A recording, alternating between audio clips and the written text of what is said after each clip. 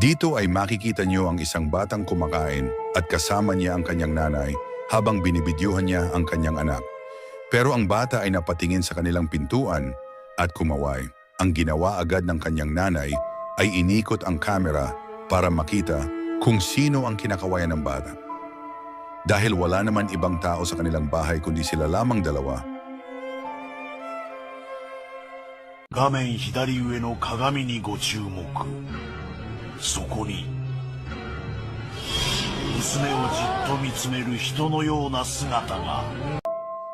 Pero hindi pala alam ng kanyang nanay na nag-reflect na pala sa salamin ang kinakawayan ng bata. At ito ang mga sumunod na nangyari. そこにいるよ。おじちゃん誰？